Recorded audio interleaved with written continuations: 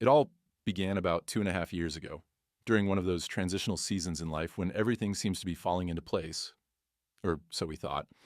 My husband and I had just moved into a modest apartment on the fourth floor of an aging complex in District 8, Ho Chi Minh City. The building had 8 floors, its paint faded by time, the hallways echoing with footsteps and murmured conversations. We weren't picky. We just needed a quiet place, something affordable, somewhere to build our life together. There was something oddly comforting about the space at first.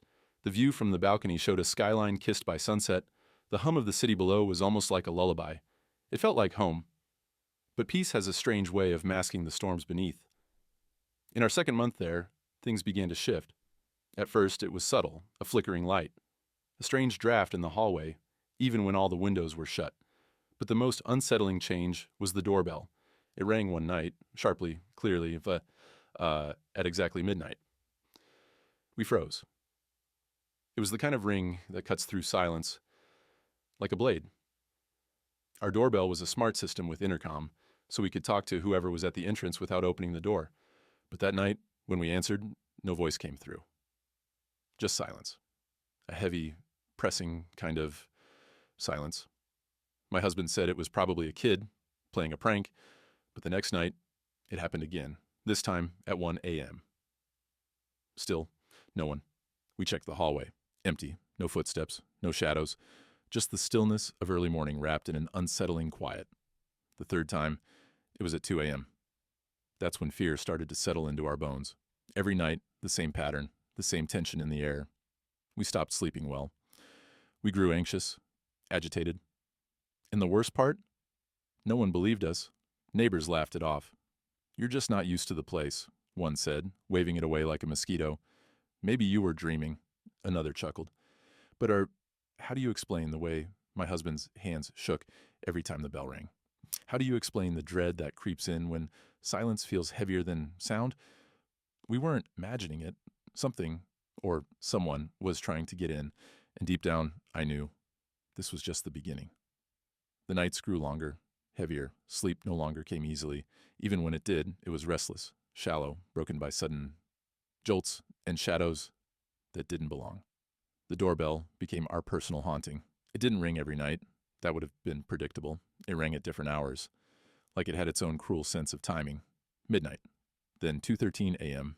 Another night, it was 5:04 a.m. Always different, always deliberate. We started keeping a notebook. My husband, ever the rational one, thought maybe there was a pattern. Maybe it was an electrical fault. Maybe someone was hacking the system. But every time it rang, we checked the camera. Every time, the hallway was empty. Not even a flicker of movement. One night, after a particularly long day at work, I fell asleep on the couch. My husband was out of town for a meeting. The apartment was quiet, almost too quiet. And then, ding dong, I startled awake. 1:47 a.m. I froze. Every cell in my body was alert, bracing. I tiptoed toward the intercom, heart pounding like a drum in my chest. I pressed the button. Silence. Then, faintly, a sound. It wasn't a voice. It was breathing, ragged, heavy. As if someone was gasping through a throat full of water. I dropped the intercom. My hands trembled. I backed away slowly, refusing to take my eyes off the door. I didn't sleep that night. The next morning, I told my husband everything.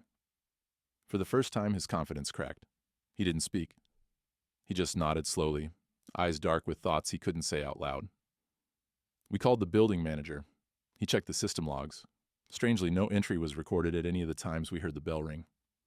"Maybe someone's playing tricks on you," he said, avoiding eye contact. "Kids in the building. Happens sometimes." But we both saw the look in his eyes. He knew something. That night, my husband stayed up with a baseball bat by the door. I couldn't rest. Every small creak of the walls, every rustle of leaves outside felt like a whisper meant only for us. The doorbell rang again. 4:22 a.m. This time, we didn't answer the intercom. My husband flung open the door. Nothing, just the pale hallway, the weak flicker of a dying bulb overhead, and the quiet that hurt your ears. But what happened next is what truly shook us. 5 minutes after we closed the door, we heard it again. Not the bell. Breathing. This time it wasn't through the intercom. It was coming from right behind the door. The kind of breath that makes your skin crawl. Raspy, wet, angry. And then 3 slow knocks. Not from the doorbell. From a hand. Flesh and bone. We both stood frozen, too afraid to move, too stubborn to flee. 3 more knocks, then silence. And then the smell came. It wasn't like smoke or garbage. It was older, like wet earth and rust, like something that had been buried and was now awake. I looked at my husband, and in his eyes, I saw something I hadn't seen before. Not fear, but helplessness. That night, something changed in both of us. We realized this wasn't just a strange occurrence or bad luck. This was intentional. It wanted something, or worse, someone. And in the dark, with the hallway pressing in on us, we asked the question we hadn't dared speak aloud. What if it's not just a ghost? The days felt colder after that night, not in temperature, but in spirit. Even when the sun was out, our apartment never truly felt warm again. It was as if the walls remembered what we were trying so hard to forget. I stopped opening the windows. My husband unplugged the intercom system. We thought removing the source would end it.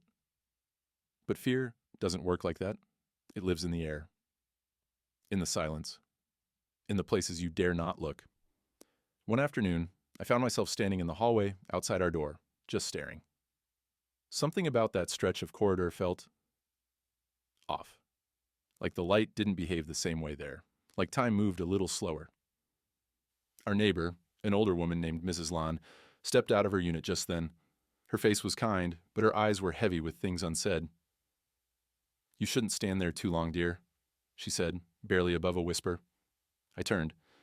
"Why not?" She hesitated, looked down the hall, as if making sure no one else was listening. "That place, it remembers things, painful things. They never really left." Her words chilled me in a way I couldn't explain. "What do you mean?" I asked. She leaned in closer. "Years ago, before your time here, a woman lived in your unit. She was quiet, polite, always alone. But something wasn't right. People said they'd hear her talking to someone who wasn't there, crying in the middle of the night." "What happened to her?" Mrs. Lund paused. Her eyes turned glassy. "She died right outside your door. They said it was a fall, but some said she jumped. Others, they said she was pushed." I felt my breath catch. The hallway felt colder now, sharper. "She wore red that day," Mrs. Lon added quietly. "They never found her family." Then she turned, shuffled back into her apartment, leaving me alone with a heart pounding too hard for a quiet afternoon. I went inside and sat in the silence of our living room, her words echoing louder than any doorbell ever could. A woman in red. Alone. Forgotten. Pain not buried deep enough. Was that what we had invited into our home? That night, my husband returned from work later than usual. I told him everything. He didn't laugh. He didn't say I was overreacting. Instead, he said something that made me realize he was further down the path of belief than I was ready to admit. "I think we need help. Spiritual help." We both grew up around traditional beliefs, not overly religious, but respectful of unseen things, energies, ancestors, karma. But never before had we felt the weight of that world so close. The next morning, we went to a small temple a few blocks away, one I'd passed many times but never entered. Inside, it smelled of incense and old wood, peaceful and ancient. We spoke to the head monk, a gentle man in his 60s, with eyes that seemed to see through time. We told him everything: the bell, the breathing, the smell, the story of the woman in red. He nodded patiently. Then, after a long pause, he said, "Some spirits are not malicious, only lost. But when pain is unresolved, it clings. It repeats itself until someone listens." He looked at us, voice soft, but firm. "You must listen." That night, we lit a candle and offered incense in the center of our home, not to drive something away, but to acknowledge it. We sat together in silence, whispering prayers we barely remembered. For peace, for rest, for understanding. And for the first time in many nights, the doorbell did not ring. There's something sacred about candlelight, the way it dances, softly, without sound, like it knows stories older than we do. That night, when the doorbell didn't ring, we didn't sleep. Not out of fear this time, but something else. Reverence, perhaps, a kind of stillness that felt holy. We left the candle burning until dawn. In the flicker of its flame, shadows moved, gently, as if something unseen had finally settled. The next morning, we returned to the temple. The monk welcomed us with a smile, calm and unwavering. "You listened," he said simply. We nodded. We had no words to describe the peace we'd felt, however brief. He handed us a small pouch of herbs, wrapped in red cloth. "Place this near your door," he said. "It won't chase anything away, but it invites light to stay." And then his eyes softened. "She may come again. Not to hurt you, but because she trusts you now." We paused. "She?" I asked. The monk nodded. "The woman in red. She is remembering, and you are the first ones to see her pain." There was something heartbreaking and beautiful in that idea. That even spirits long gone are still just trying to be understood. That night, we placed the pouch near the front door, lit another candle, sat together again in silence. And then, at exactly 1:08 a.m., the flame flickered wildly, not from wind, not from movement, just as if it reacted. Then we heard it. Not the bell, not breathing, not knocking, a voice. So faint, we almost missed it. "Please, help me." I turned to my husband. His face was pale, eyes wide. He had heard it too. The voice wasn't angry. It wasn't even scary. It was desperate, wounded. We didn't sleep again that night, but this time the fear was mixed with purpose. The next morning we went to speak with Mrs. Lon again. She was waiting, almost like she knew we'd come. "She came to you, didn't she?" the old woman asked. I hesitated, then nodded. Mrs. Lon stepped aside and invited us in. Her apartment was filled with old furniture, fading photographs, and the smell of jasmine incense. "She was my niece," she said, voice trembling. "Her name was Hong." The name hit like a wave of sadness. Red. Hong. "She moved here after a heartbreak," Mrs. Lund continued. "She couldn't speak of it. Something broke in her. And one day, she just let go." I felt tears well in my eyes. The woman we had feared was once someone who simply couldn't carry her sorrow anymore. "Why didn't anyone tell us?" "Because grief makes people uncomfortable," she said softly. "And shame makes us silent." We sat with her for a long time, drinking tea in silence. 3 women, one alive, one grieving, one gone, all sitting together, somehow. Before we left, Mrs. Land pressed something into my hand, a small, folded paper.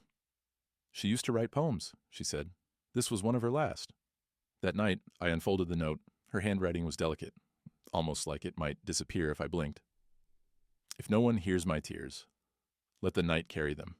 If no one waits for me, let the wind remember my name." We cried. Not out of fear, not out of sadness, but because we realized healing doesn't always look like closure. Sometimes it looks like listening. English. There's a moment in every story where fear turns into clarity. It doesn't happen with thunder or lightning. It's quiet, still, like the eye of a storm. That moment came the morning after we read Hong's poem. We sat on the floor, sunlight filtering through the window, the silence between us no longer heavy with fear, but filled with something gentler, a shared understanding. "I don't want to leave anymore," I whispered. My husband looked at me, surprised. For weeks, we talked about moving anywhere, as long as it wasn't here. But now, I felt it in my bones. Running wouldn't help. Healing doesn't happen in escape. "We're the first ones who saw her," I said softly. "Maybe we're the only ones who can help her find peace." He nodded. There were no protests, no doubts, only quiet strength. That day, we cleaned the apartment from top to bottom, not to erase her presence, but to prepare it. Like making space for something sacred, we placed flowers near the door, lit incense not out of ritual but remembrance. We turned the apartment into a sanctuary. We invited peace in and fear out. That night, the candle burned steady. No flickers, no voices. Just a gentle warmth. But something new happened. At 2:14 a.m., I woke up with a strange feeling. Not panic, not dread, just presence. I walked to the living room, and there she was. Not as a shadow, not in a mirror, but in a reflection on the glass window. A woman in red, head slightly bowed, not crying, just standing. I didn't run. I walked slowly toward the glass. The image didn't move. But somehow, I knew she could see me. "I'm sorry," I whispered. "You weren't supposed to carry it alone." She didn't speak. But the candle beside me flared once, as if in acknowledgement. Then the reflection faded, gently, like mist in morning sun. I sat there for a long time, not out of fear, but gratitude. That was the moment I realized sometimes healing someone else is how we begin to heal ourselves. Underscore, underscore, underscore, underscore, underscore, underscore, underscore, underscore, underscore, underscore, underscore, underscore, underscore, underscore, underscore, underscore. The next day, I visited Mrs. Len again. This time, I brought flowers. She smiled when she saw them. Peonies, Hong's favorite. I'm staying, I told her. She placed her wrinkled hand over mine. Thank you, she said. You've given her more than peace. You gave her a voice. That night, I sat down and began to write. Not just about what had happened, but about what it meant. Pain wants to be heard, spirits too, and so do the people around us who are still living with silent wounds. Maybe if we all listened a little deeper, we'd find that healing is already waiting in the quiet. It began with one story. I posted about it online. Carefully, honestly, not to sensationalize, not to frighten, but to share. I didn't write about ghosts. I wrote about grief, about the pain that lingers when no one sees you, the kind that doesn't leave after death because it never found a place in life. I wrote about Hong, not as a spirit, but as a woman who once lived, who once loved, who once broke. I thought maybe a few people would read it. Maybe someone out there, quietly hurting, would feel a little less alone. I didn't expect hundreds of messages. People didn't laugh. They didn't mock. They opened up. Some spoke about siblings they had lost. Others shared about friends who had taken their own lives. One woman wrote, I've never told anyone this, but I tried to end things once too. The stories weren't all sad. Some were filled with resilience, hope, healing. And through them all, I saw a truth no one teaches in school. Silence doesn't protect pain. It only deepens it. Underscore, underscore, underscore, underscore, underscore, underscore, underscore, underscore, underscore, underscore, underscore, underscore, underscore, underscore, underscore, underscore. 1 week later, I organized a gathering at the small temple. It wasn't formal, no big banner, just tea, cushions, and space. I called it a night of names. We lit candles. Each person said the name of someone they had lost, not just to death, but to silence, to distance, to time. Some cried. Some stayed quiet. One man whispered, my father. I never got to tell him I forgave him. And then it was my turn. I lit a candle and whispered, Hong. The room was still, as if even the night paused to listen. Mrs. Lan was there too. She stood behind me, placed her hand on my shoulder. She would have liked this, she said softly. I smiled through tears. For the first time, Hong's name wasn't whispered in fear. It was spoken with love. Underscore, underscore, underscore, underscore, underscore, underscore, underscore, underscore, underscore, underscore, underscore, underscore, underscore, underscore, underscore, underscore. Later that evening, a young man came up to me. He looked nervous, his voice shaking. I've been seeing things, he said, in my building. I thought I was losing my mind, but after reading your post, he didn't finish. He didn't have to. He just needed someone to listen. So I did. And in that moment, I realized something powerful. This wasn't just about Hong anymore. This was about all of us, the living, the lost, the ones who never got to say goodbye. We all carry stories that ache for light. And maybe, just maybe, by sharing them, we become each other's healing. It happened on a quiet night, not stormy, not eerie, just still. Peace had returned to our home. There were no knocks, no breathing, no flickering candles. The apartment had grown calm. But there was a part of me that knew something still lingered. Not unfinished business, but an unspoken goodbye. That night, I fell asleep on the sofa, the candle still burning near the window. My husband had gone to bed early. Outside, the world was silent. And then I dreamed. Or maybe I didn't. I found myself standing in the hallway, not our real one, but one filled with golden light. Everything shimmered softly, like a memory made of sunlight and silk. She was there. Hong. She wasn't in red anymore. She wore white. Simple.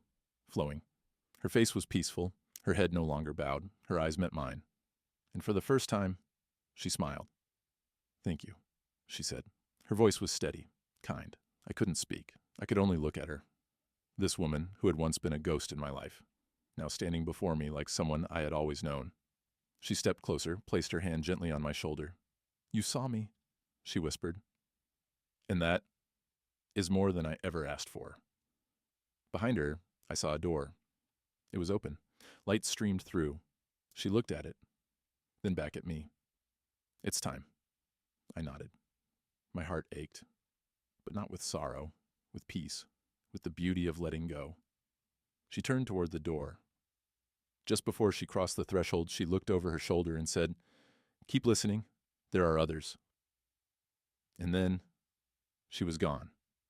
Underscore, underscore, underscore, underscore, underscore, underscore, underscore, underscore, underscore, underscore, underscore, underscore, underscore, underscore, underscore, underscore. I woke with tears in my eyes. But I wasn't afraid. I felt something lift, like a curtain, like a burden I hadn't known I'd carried. The candle had burned all the way down, but the flame still felt present in the room. Underscore, underscore, underscore, underscore, underscore, underscore, underscore, underscore, underscore, underscore, underscore, underscore, underscore, underscore, underscore, underscore. That morning, I stood by the window, coffee in hand, heart full. The city buzzed below. Alive and unaware, I whispered, "Goodbye, Hong." And in that moment, a soft wind brushed my cheek, warm, like a blessing. She had left, but her light stayed. Underscore, underscore, underscore, underscore, underscore, underscore, underscore, underscore, underscore, underscore, underscore, underscore, underscore, underscore, underscore, underscore. A few months have passed since that night. There's no more fear in our home. No shadows in the hallway. No midnight ringing. Just stillness, the kind that feels earned. But something inside us has changed forever. We didn't move, we stayed, and in staying, we found purpose. Underscore, underscore, underscore, underscore, underscore, underscore, underscore, underscore, underscore, underscore, underscore, underscore, underscore, underscore, underscore, underscore. The gatherings at the temple grew. It began with just a handful of people, sitting in silence, sharing names and stories, but now, every month more arrive, some with candles, others with flowers, all with something they had carried too long. Grief, regret, questions, silence, and always names. Names once whispered in shame, now spoken in reverence. Names that belonged to fathers, mothers, lost lovers, unborn children. Names that had once been ghosts, now remembered. We started calling it the Circle of Light. It's not a ceremony, it's a space. A place where pain doesn't hide, where stories don't stay silent, where spirits and people are finally seen. Underscore, underscore, underscore, underscore, underscore, underscore, underscore, underscore, underscore, underscore, underscore, underscore, underscore, underscore, underscore, underscore. I sometimes still think of Hong, not in fear, but in gratitude. She taught me that spirits aren't always here to haunt us. Sometimes they come because we carry the light they need to find their way. And when we help them find peace, we find our own. Underscore, underscore, underscore, underscore, underscore, underscore, underscore, underscore, underscore, underscore, underscore, underscore, underscore, underscore, underscore, underscore. One evening, a woman approached me after a gathering. Her hands trembled as she held out a faded photograph. "This was my sister," she said. "She passed 15 years ago. I never got to say goodbye." I took the photo gently and simply said, "Tell me about her." And she did. For an hour, we sat beneath the temple tree, talking about love, about loss, about healing, about how sometimes just being heard is enough. When she left, her steps were lighter, her silence broken. Underscore, underscore, underscore, underscore, underscore, underscore, underscore, underscore, underscore, underscore, underscore, underscore, underscore, underscore, underscore, underscore. So this is how the story ends. Not with a scream, not with fear, but with a whisper. "I see you." Because maybe that's what all spirits want and what all people need, to be seen, to be remembered, to be loved, and to know that their story matters. Underscore, underscore, underscore, underscore, underscore, underscore, underscore, underscore, underscore, underscore, underscore, underscore, underscore, underscore, underscore, underscore.